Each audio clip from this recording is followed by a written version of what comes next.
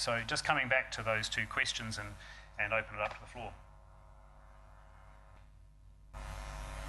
Hello, Murray Deere, Diabetes New Zealand, Waikato branch.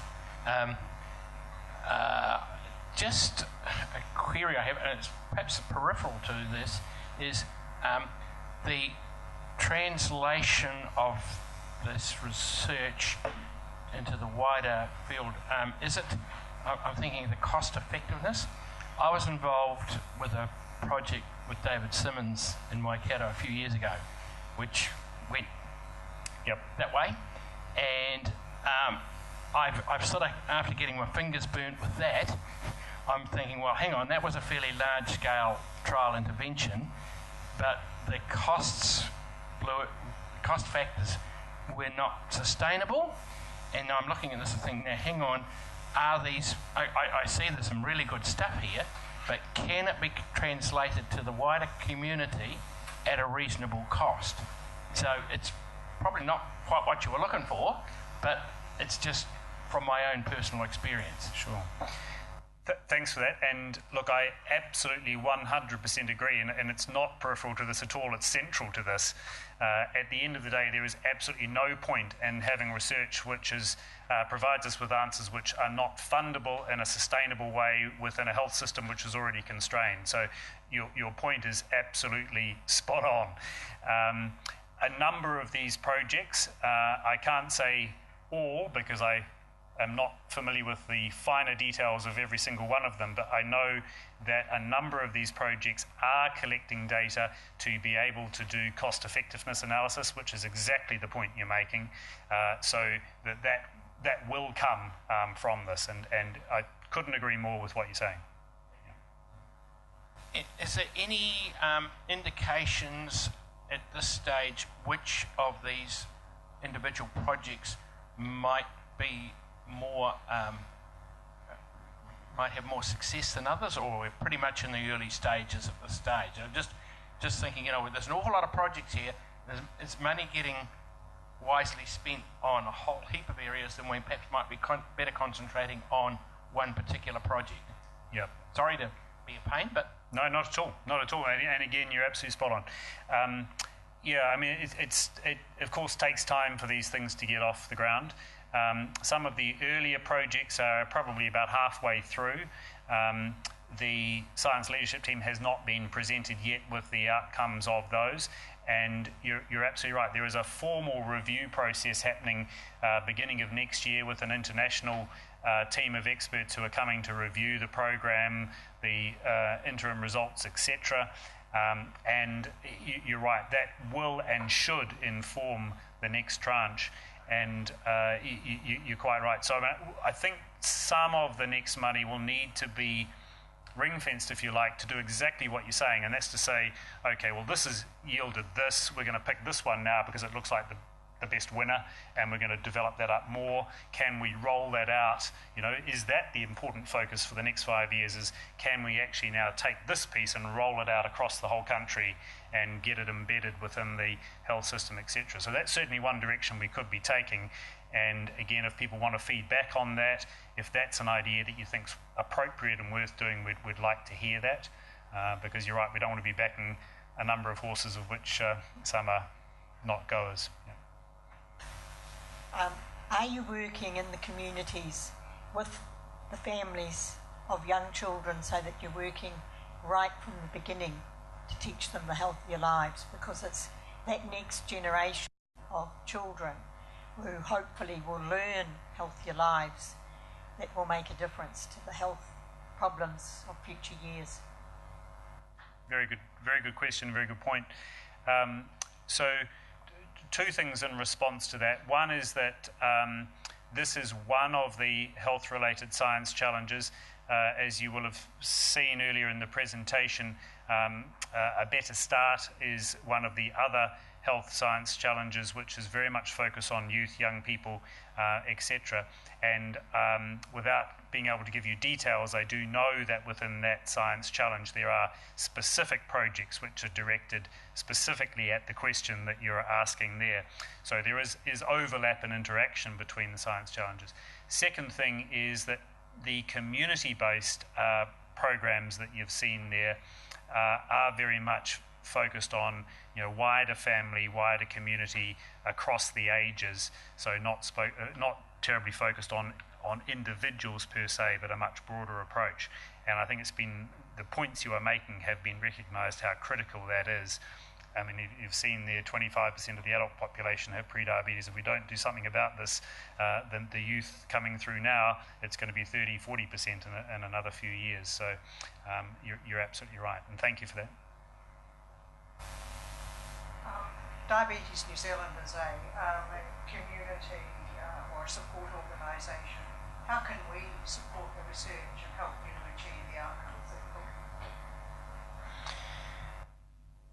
I think there's several ways. One is this type of forum and I hope other feedback for us to hear what the community of people with diabetes see as important issues. So that is a very important way that Diabetes New Zealand can support and contribute to this. Another way is to actually encourage participation in the research. One of the challenges that we have as researchers is recruiting people to take part in the research that we're trying to do. And I think any way that Diabetes New Zealand could help facilitate that would be greatly welcomed by all of the research teams that are working on this. And that also is particularly important because then it's making sure that we're getting a representative group of people taking part in the research. One of the challenges, and I think one of the reasons why sometimes good findings from research is difficult to translate into the real world is that it's a very selected group of people that end up taking part in it. So actually anything that can be done to enhance and promote participation in the work that's going on would be fantastic as well. Those are two things that come off the top of my head, but there's probably other ways that we could think about it. But yeah. And I'll just comment on that. I very recently signed a memorandum of understanding to work together on this with Jim Mann, who is leading the Healthy Lives Challenge work, and we have a commitment that we will help wherever we can. Just a question. I live in Auckland, and I see a very large immigrant population. So are there any plans to look at studying the Indian population, the Asian population that are peaking a bit sooner than, say, European? Sure. That's just my question. Yep. Thank you. And again, you saw from the graphs there that, as you say, the Indian population have as high a rates as the Pacific population in terms of diabetes and much higher than European. What's not broken down on that data, those data are the rates for Chinese, for the Asian population, and we are certainly seeing that in New Zealand and in China, that actually Chinese and Southeast Asian, other Asian communities also have much higher rates of diabetes, and it's exploding as well. So I think that would be an interesting question to pose to the science leadership team as to whether some focus now should be put onto those populations, because in New Zealand wide, and obviously Auckland particularly, where the lens is on it, this is a big problem. So I think it's a very good thing to raise. Yeah. I'm just thinking from the opposite direction. Kath just asked you what Diabetes New Zealand could do to support you. I'm just wondering what you might be able to do to support us. Mm-hmm. And so in relation to that second question, could you help Diabetes New Zealand with doing some research on the difference that we can make with providing peer support? Because it seems to me that we need to justify almost our existence, and if we can get some measurable data that can demonstrate our value, it might just help us get onto the next level in terms of where we're at. Mm-hmm. What a fantastic idea. Awesome. Yeah. Okay, I'll leave it with you. Thank you. I mean, that'll come into the feedback and we can talk about it. I mean, I think it's a wonderful idea because you're right. We translating it into the community is the knowledge that's already there is the hardest thing to do, and to have a strong national organisation that can help facilitate that, I think, is really, really important.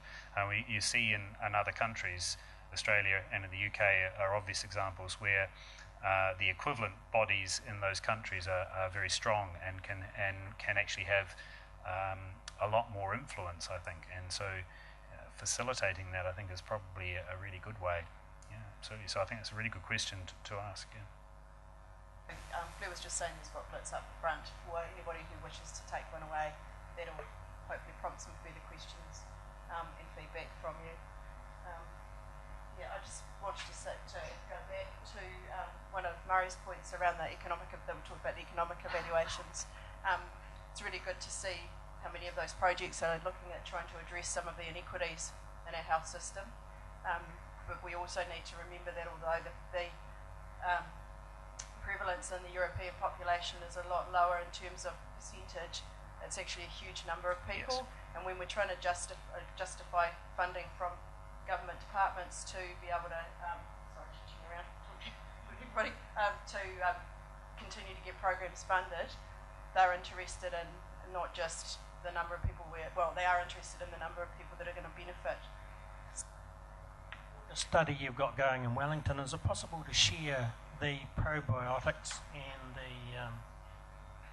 what you're doing on that one? Because it's a Wellington study, but obviously somebody's decided that there is potential in that research. Could it be shared with this group at least, so we could take it up in our areas? Sure. Sorry, I'm not sure quite what you're asking. You want me to tell you what the probiotic is, or what it is? Yeah. Are you allowed to do that? No. I could tell you, but I'd have to kill you. Unfortunately, sometimes in these situations there are sort of patent kind of implications, and the terms of our funding limit that at the moment. Ultimately, we very much will publicise and promote that, but just at the moment I can't, I'm sorry. Would that be more than just kefir and kombucha? Yes. Would that be a good start? Potentially.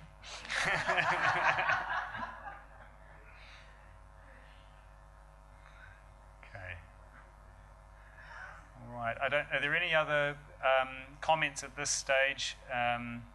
If not, thank you very much for allowing me to come and present to you today as part of your conference. And I know the focus of your conference has been on type 1 diabetes, so which is great to hear that. I've heard from Steve, some fantastic things that have been going on through the course of it, so that's wonderful. So thank you very much. And again, just very much encourage you, if you go away and think of some other ideas, some points you want to make, perhaps you didn't feel that you could say them in the public forum, but to go to the website and to provide us with that feedback would be great. Or alternatively, through your executive. I've spoken with Deb and asked that the executive provide us with some specific feedback as well. So either route would be really, really helpful. And the points you've made today have all been wonderful, so thank you very much.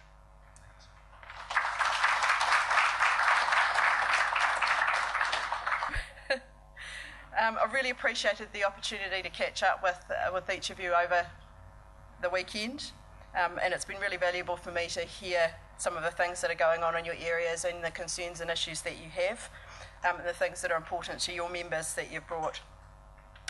And I do encourage you to talk to your members and to get some of this information out, because this is the sort of stuff that you just don't know what's in people's heads out there, and we need to get the feedback coming from all of our members, not just the few that are privileged enough to come to these events.